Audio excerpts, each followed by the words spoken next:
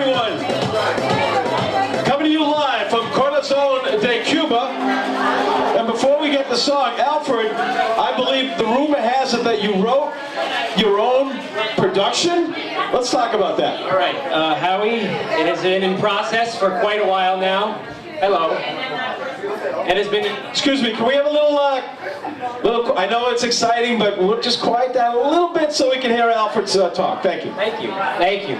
I've been working on my own original musical, which I will be putting up this summer. It has a cast of 8, and it's going to be one touching story. So I just wanted to announce it that it's actually happening, and my music will be shown, and it's going to happen. All right. That is amazing. He's 18 years old, and now he's got a beautiful song for us. Ladies and gentlemen, let's have a Long Beach Corazon de Cuba welcome. The music of the night with our incomparable vocalist, Alfred Mendez. Yeah.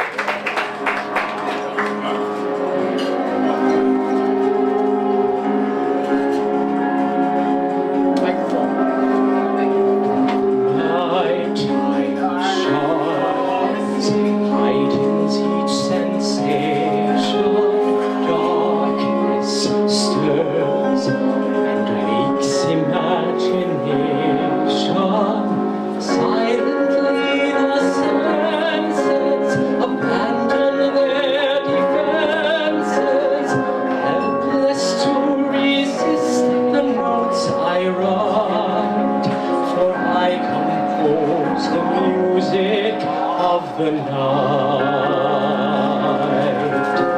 slowly, gently, night unfurls its splendor, grasp it, sense it, tremulous and tender, turn your face away from the garish light of day, turn your thoughts away.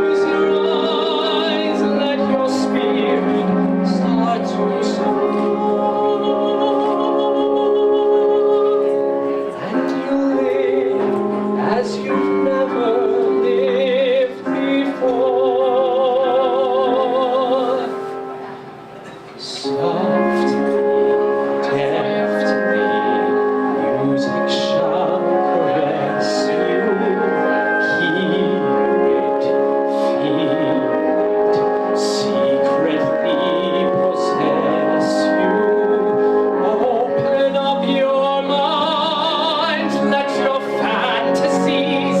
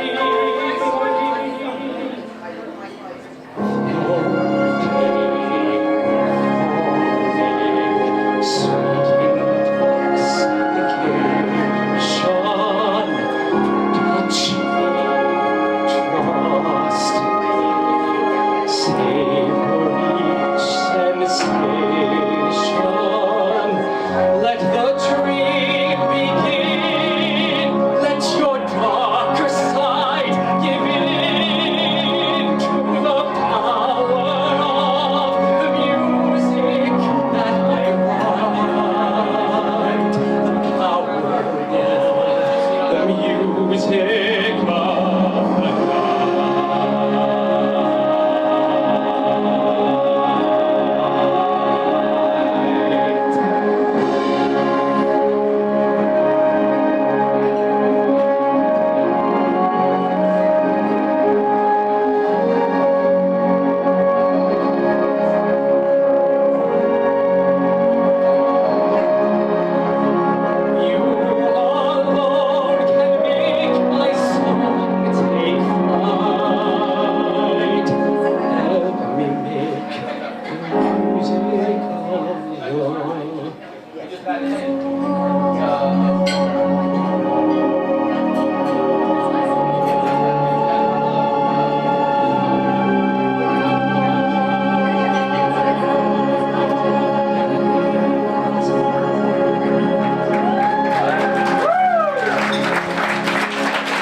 That was amazing, and I heard a wow during that song, and there was a lot of wows, and I'll tell you, every time he sings, it sends chills through your body. He's absolutely incredible, and he's the nicest person as well. He's really incredible. A couple of local plugs. This coming Saturday, the oldest business in Long Beach, Shines, is having the second annual Shines Prom at 8:30. It's a dance contest. Maybe Alfred's brother will be entered. Alex, you listening? Alex, you listening? The second annual Shines Prom, 8:30. And it's this Saturday, May 10th, at Shines Bar, 101 years, still going strong. And we mentioned that Corazon de Cuba has the best Cuban food in town, but the best yogurt is Tutti Frutti. They're in the house. Give it up for Tutti Frutti, celebrating Corazon de Cuba tonight. Absolutely. And now let's bring on our movie critic, the one and only Rocco Passafume. Thank you very much, Howie. This is the first weekend of May, which of course means it's time for the start of the summer season, the biggest film season of the year. The movie that I'm doing this week is The Amazing Spider-Man 2. It's directed by Mark Webb, and it stars Andrew Garfield, Emma Stone, and Jamie Foxx. Peter Parker, played by Garfield, continues to fight crime as Spider-Man while battling an old friend, Harry Osborn, played by Dane DeHaan, who transforms into the creature the Green Goblin, and another creature known as Electro, played by Fox. This is the second film in the second series of Spider-Man. The first film, which was a pretty solid film. It worked mainly because, the fact that they, even though they rehashed a lot of the stuff that was in the original Spider-Man, it still managed to be pretty solid. They, upped the character development in the movie. They made the characters more three-dimensional in this series of Spider-Man movies than the last one. As far as the second one goes, there are some good points and some bad points. The good points is that the cast is very good in this movie. The action is fantastic. There's a lot of good special effects in the movie.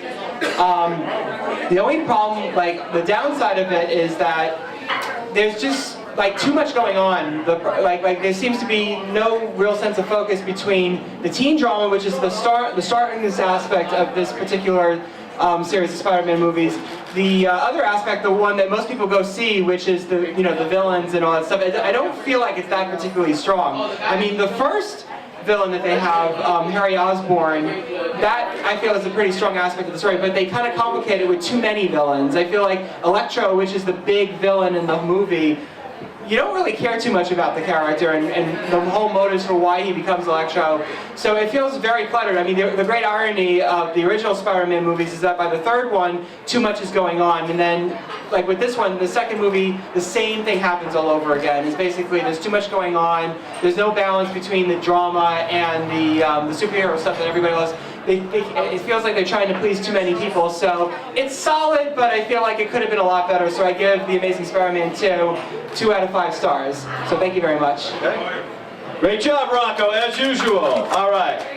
Now we're going to bring up our Long Beach history reporter from Long Beach Catholic, 8th grader, Christopher Murray. Let's have some Long Beach history. Hello. This week I'd like to discuss the early history of Long Beach, especially that of the Long Beach Lifeguard Patrol. I will read from an article that was in a newsletter from the Long Beach Historical Society from August 1988, written by Vinnie Michaels, discussing this history. It is titled The Long Beach Patrol, A Profile. The Long Beach Lifeguard Patrol is perhaps the oldest paid lifeguard corps on Long Island. Before the Long Beach Patrol became a paid service in 1926, volunteer lifeguards manned Long Beach's shores, front numerous beach houses and hotels on its ocean front. The histories of Long Beach and its beach patrol are equally colorful. The city of Long Beach is located off the southwest coast of Long Island on a beautiful natural sandbar, probably first seen by Italian navigator Verrazano sailing for France in the second decade of the 16th century.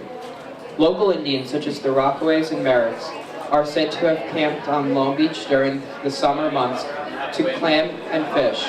It is first used as a summer resort. A life-saving station was established on the sandbar in the mid-19th century, but it was discontinued after a winter storm washed the structure away. There were several attempts to develop Long Beach as a summer resort in the late 1800s. Hotels were built, and a forward-looking Long Island Railroad built a line to Long Beach and invested in 2 unsuccessful hotel ventures. During the Roaring '20s, in season, Long Beach played host to sports celebrities such as Babe Ruth and Doris Duke in its oceanfront hotels and watering holes, known as speakeasies. Stories of lifeguards, off-duty of course, assisting rum runners to unload their illicit cargoes from ocean-going dories loosed from swift-running ships anchored briefly offshore are still part of patrol folklore. This was also the period that Long Beach Patrol was transformed from an irregular troop of volunteer lifeguards who passed the hat among beach patrons for donations late on Sunday afternoons to a uniformed professional force under its first chief, Jim Pop Haley. Many of Haley's men were truly full-time professional lifeguards, migrating to work Florida beaches in the winter. Some never left Long Beach, spending the off months getting ready for next summer. One of the later was asked what he did in the winter. He indignantly replied, "I put on an overcoat, of course." Next week I'll continue talking about it. No, you won't, because next week is Mother's Day. 2 weeks. 2 weeks. 2 weeks. All right. Next week, no live show. All right. Let's bring up Jaybird, who I had a Jaybird. Jaybird, you're next. I enjoyed Jaybird. She had a great event today at the Long Beach Hotel. It's awesome stuff there. It was incredible, and she has another one coming up. A lot of fun at the Long Beach Hotel today. Jaybird! Hey, Howie, how are you? Hello, everybody. Viva Corazon, Cuba! What a great place. I'm so glad to see everybody here. I just want to talk about a couple of things going on here in Long Beach with the arts. Are really coming up as the season gets into the swing. We are having our 12th annual Cabaret Festival over at the Long Beach Library. Johanna Madison always does a stellar job. It's May 15th to 18th. Incredible entertainment. It's all free to the public. I hope everybody turns out. I have, as Howie said, just come from the Long Beach Hotel. I have to thank them for being so supportive of charitable events. I just had my first fundraiser there for Jaybird Music for the Arts, raising money for instruments for Long Beach High School. The next event there is June 8th, 4 to 8 p.m. That one is not a free event. This one was about $60 a ticket. For a great cause. Great cause. It's a tax-deductible contribution. It's a hot buffet. There'll be live music entertainment, a silent auction, and a live auction. A guy with the paddle and the whole to-do. So there's a lot going on here in Long Beach. I do want to say one thing to Peter Cooper-Schmidt. You know, I'm having an event at the Long Beach Hotel in July the 26th, the first annual Strong Beach Battle of the Bands. I'm bringing back the Teen Battle of the Bands. I want to thank Peter, who's donated his company to do a video as a sponsor for this event. Thank you very much. That's the latest update. All right. Awesome. All right. We're going to take our final break of the evening. And let me ask you that question one more time. The best Cuban restaurant in Long Island is Corazon de Cuba. All right. And we have a special treat to close the show. From Manhattan, Tony Charms is going to give us a stirring rendition of Bamba. After the break, I am Halftime Howie. This is Broadcasting on the Beach with Halftime Howie coming to you live from Corazon de Cuba, on Long Island's first and oldest radio station, AM 1240, WGB.